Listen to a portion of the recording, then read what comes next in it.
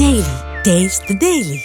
கேரள மாநிலம் பாலக்காடு அருகே கட்டுப்பாட்டை இழந்த ஆட்டோ சாலை ஓரத்தில் உள்ள மின்கம்பத்தின் மீது மோதி நிகழ்ந்த விபத்தில் 2 குழந்தைகள் உட்பட 5 பேர் காயமடைந்துள்ளனர். இந்த விபத்து குறித்த சிசிடிவி காட்சிகள் வெளியாக இருக்கின்றன. அதனை தற்போது பார்க்கலாம்.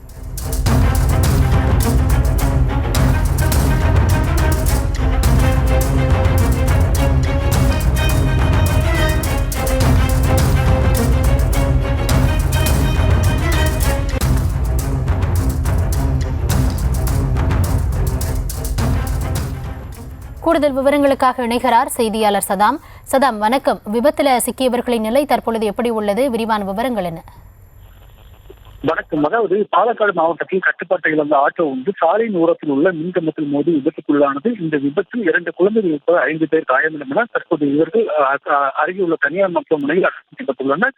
கேரள மாநிலம் பாலக்காடு மாவட்டத்திற்குட்பட்ட சிக்குளச்சேரி பெருந்தன்மன்னா சாலையில் வந்து கொண்டிருந்த ஆட்டோ கட்டுப்பாட்டை இழந்து சாலையின் ஓரத்தில் இருந்த மின்கம்பத்தில் மோதி விபத்துக்குள்ளானது. இந்த விபத்தில் ஆட்டோவில் பயணம் செய்த 2 குழந்தைகள் உட்பட 5 பேர் காயமடைந்தனர். இதனை கண்ட அக்கம் பக்கத்தில் உடனடியாக அவர்களை மீட்டு அருகில் உள்ள தனியார் மருத்துவமனையில் அனுமதித்துள்ளனர். இந்த விபத்தில் காயமடைந்தவர்கள் செருப்புலாச்சேரிய பகுதியை சேர்ந்தவர் என தெரிய வந்தது.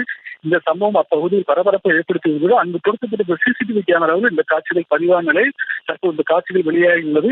தொடர்ந்து இந்த சிசிடிவி காட்சியை போலீசார் கைப்பற்றி இந்த விபத்துக்கான காரணம் குறித்து விசாரணை நடத்தி வருகின்றனர். விவரங்களுக்கு நன்றி சதாம்.